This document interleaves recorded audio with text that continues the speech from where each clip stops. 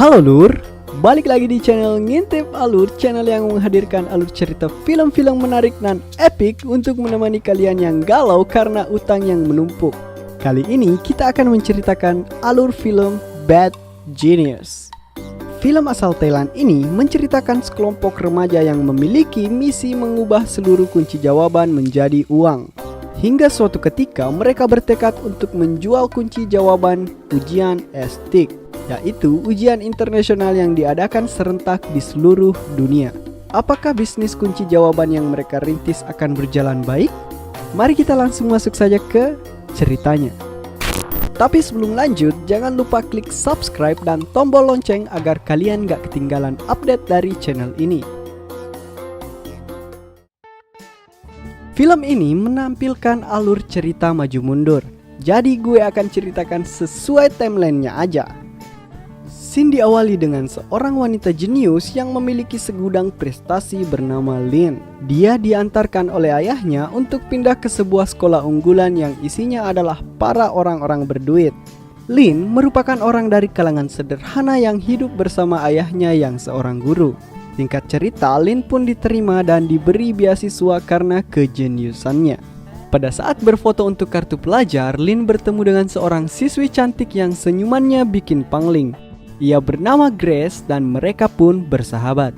Pada suatu hari mereka nangkring di perpus dan Grace pun galau karena ada peraturan sekolah yang mengharuskan nilai IPK 3,25 ke atas untuk bisa bergabung dengan klub drama.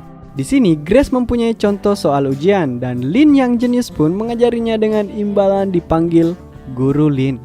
Singkat cerita, mereka pun menghadapi ujian semester dan Lin yang heran melihat semua soalnya persis dengan contoh soal yang dimiliki Grace. Tapi ternyata Grace yang punya tampang good looking ini ternyata tetap saja bodoh dan tidak tahu apa-apa tentang ujiannya.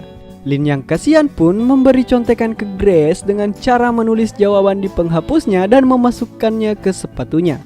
Lalu bertukar sepatu dengan Grace dan akhirnya misi pencontekan mereka pun berhasil. Sebagai ucapan terima kasih, Grace mengajak Lin untuk berkunjung ke apartemen pacarnya. Pacar dari Grace ini bernama Pat, the rich boy from Thailand. Mereka pun berbicara tentang contekan Lin, dan si Pat ini mengajak Lin untuk bekerja sama di ujian semester selanjutnya dengan memberi upah kepada Lin sebanyak 1,5 juta rupiah per mata pelajaran. Dan si Pat ini ternyata mengajak 5 temannya untuk ikut mencontek kepada Lin, dan total yang akan diterima Lin jika semua berjalan lancar adalah 234.000 baht atau sekitar 110 juta.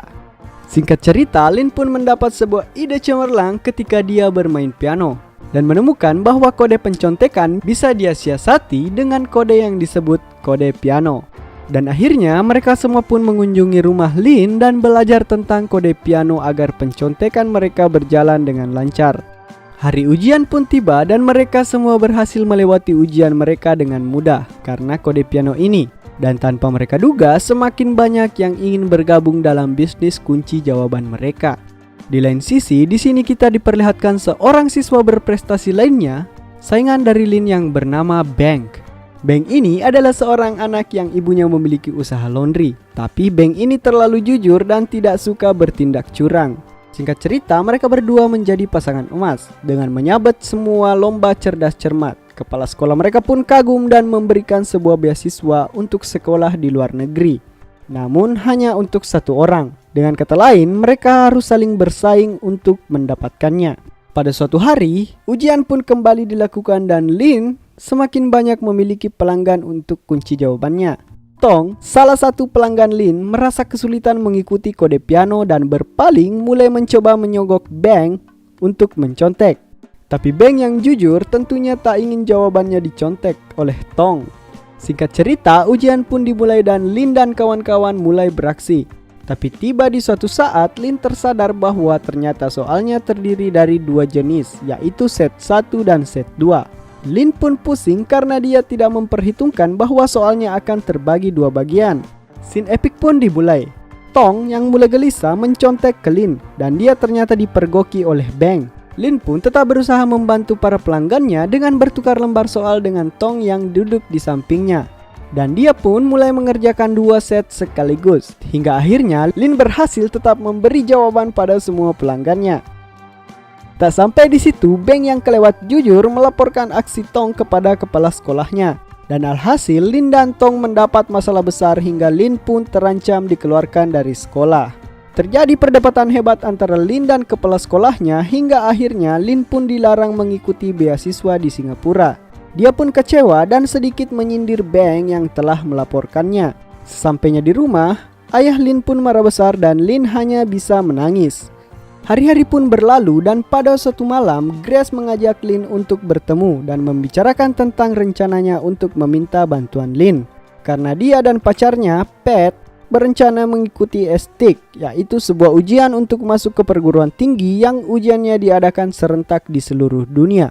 Lin pun berpikir keras untuk mengikuti ujian ini. Hingga pada suatu ketika, Lin mengurungkan niatnya karena menyadari ada perbedaan zona waktu di seluruh dunia. Dan berniat untuk membantu Grace dan Pat sekaligus menghasilkan banyak uang untuk yang terakhir kalinya. Mendengar hal itu, Grace dan Pat pun sangat senang. Dan ternyata Lin mengungkap bahwa untuk menjalankan misi ini, dia tidak bisa sendirian dan memerlukan bantuan si Beng. Scene berpindah pada Beng yang sedang mengantar laundry dan dihajar oleh 2 preman dan tahu-tahu udah bangun di tempat pembuangan sampah. Alhasil dia pun gagal mengikuti ujian beasiswanya di Singapura. Grace, Lin, dan Pat pun mulai mencari klien untuk menjual jasa kunci jawabannya. Dan Tong yang memiliki grup WA STIK mendapatkan 30 klien dengan sangat mudah. Mereka pun mulai merencanakan aksi mereka. Mulai dari mengadakan seminar kepada para kliennya dan menjelaskan bahwa seluruh kunci jawaban akan diukir di atas sebuah pensil yang digunakan untuk ujian. Setelah mereka merencanakan semuanya, Lin pun berkunjung ke rumah Beng dan mulai mengajaknya untuk masuk ke dalam tim. Singkat cerita, Beng yang kelihatannya butuh duit banget akhirnya bergabung. Mereka pun mendaftar STIK dan mulai latihan simulasi teknik mencontek yang akan mereka gunakan. Mereka berencana untuk mengikuti ujian STIK di Sydney, lalu mengirim jawaban mereka ke Thailand karena perbedaan zona waktu. Akhirnya, hari eksekusi pun tiba. Dan Lin meminta semua datang lebih awal untuk melatih jawaban mereka saat diinterogasi kalau Lin dan Beng tertangkap. Di sela-sela latihan, Pat keceplosan mengatakan bahwa Beng pernah dipukul dan dibuang di tempat sampah. Dan akhirnya kita semua tahu bahwa Pat lah dalang dari pemukulan Beng. Dan mereka pun baku hantam dengan nikmat. Dan alhasil Beng pun pergi. Lin ikutan ngambek dan pergi. Sekarang tersisa Grace dan Pat. Scene berpindah pada Beng yang melihat iklan perusahaan laundry dan kembali terinspirasi untuk mengambil uang yang banyak dan kembali ke tim Lin untuk berangkat ke Sydney. Dan akhirnya Beng dan Lin pun berangkat ke Sydney untuk mengikuti ujian STIK. Sesampainya di sana, Lin dan Beng pun ngobrol dan terlihat bahwa mereka sudah mulai akrab sampai-sampai mereka foto bareng.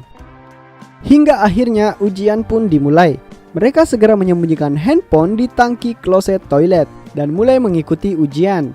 Dengan otak yang luar biasa cerdas, mereka mengerjakan soal dengan sangat mudah. Setelah selesai, mereka mulai menghafal jawabannya satu persatu. Setelah waktu istirahat, mereka mengirim jawaban mereka ke Thailand. Tapi di tengah-tengah, Beng malah bertingkah egois dan meminta tambahan uang dengan ancaman bahwa jawabannya tak akan pernah dikirim. Pat yang panik segera memberi uang kepada Beng dan Beng pun memberikan semua jawabannya. Setelah menerima jawabannya, Grace dan Pat mulai mencetak pensil 2B dengan terdapat kunci jawaban di dalam pensilnya. Oke, kembali ke Lin dan Beng. Section 2 dimulai dan mereka mengerjakan dan menghafal jawaban mereka. Tapi masalah mulai terjadi di mana Beng ketahuan oleh seorang pengawas garang di dalam toilet. Untung saja Beng sempat menghapus semua jawaban yang dikirim lalu akhirnya tertangkap. Lin sendiri hampir ketahuan dan akhirnya Lin pun berhasil menyembunyikan handphonenya di bawah galon air minum. Ujian section 3 pun dimulai dan Lin harus berjuang mati-matian menghafal semua jawabannya sendiri karena Beng yang sudah tertangkap. Meski sulit, Lin berhasil menghafal semuanya berkat kode piano yang pernah ia ciptakan. Ketegangan tak sampai di sini saja, Lin harus berusaha keras untuk mengirim jawaban teman-temannya ke Thailand. Dia pun menusuk mulutnya sendiri agar dia bisa muntah dan keluar dari ruangan untuk mengirim jawaban. Di lain sisi, di Thailand semua klien kunci jawaban mereka mulai panik dan protes. Oke, kembali ke Sydney, Lin sudah berhasil keluar dari ruang ujian dan dia dikejar oleh si pengawas garang. Sambil lari dan bersembunyi, akhirnya Lin berhasil mengirim jawaban ke teman-temannya di Thailand. Dan akhirnya dia tertangkap oleh pengawas bule ini dan dibawa ke gedung ujian. Ternyata pengawas bule ini cuma mau meminta keterangan dari Lin mengenai bank yang tertangkap, dan Lin pun tak bisa berbuat apa-apa dan hanya diam. Singkat cerita, Lin pun kembali ke Thailand dan saat bertemu dengan Grace dan Pat, Lin terlihat sangat kecewa karena Grace dan Pat yang egois tidak memikirkan band yang tertangkap. Mereka terus memikirkan diri mereka sendiri. Akhirnya Lin pun marah dan tidak mau ikut dengan Grace dan Pat. Dia pun dijemput oleh ayahnya. Lin pun mulai jujur dan menceritakan semua hal yang dialaminya di Sydney. Waktu pun berlalu dan scene berpindah pada Lin yang sedang melamar menjadi guru. Sementara teman-temannya yang egois malah berpesta karena kelulusan mereka semua. Di sini juga diperlihatkan bahwa Bang dikeluarkan dari sekolah dan harus mengubur mimpinya untuk lanjut kuliah di luar negeri. Lin pun ternyata tidak mengambil uang bagiannya dari hasil menjual kunci jawaban ini. Suatu hari, Bang menghubungi Lin untuk bertemu. Lin pun datang dan melihat rumah Bang sudah jauh berubah. Kini dia memiliki mesin cuci dan motor Scoopy baru. Iya, Scoopy. Mereka pun berbincang dan ternyata maksud tujuan Bang memanggil Lin adalah mengajaknya bekerja sama untuk suatu ujian universitas lagi di Thailand dan memiliki banyak klien yang siap membeli kunci jawaban mereka. Tapi Lin ternyata sudah insyaf dan memilih untuk tidak menerima ajakan Bang. Tapi di sini Bang mengancam akan mengungkap semua kebusukan Lin dan teman-temannya waktu ujian estik. Tapi Lin yang sudah memiliki tekad yang sangat bulat memilih pergi dan pada akhirnya memutuskan mengakui semua kecurangannya di ujian estik kepada media dan film pun selesai. Oke, jadi di sini Lin pada akhirnya mengakui semua kecurangannya kepada media dan mungkin saja semua teman-teman kliennya yang lulus malah kelulusannya dibatalkan karena skandal ini. Oh iya, menurut Mbak Google ternyata film ini terinspirasi dari kisah nyata yang benar-benar terjadi. Terima kasih telah menonton dan jangan lupa klik tombol subscribe dan tombol loncengnya. Bantu channel ini terus menyajikan hiburan untuk kalian semua. See you on the next video. Bye bye.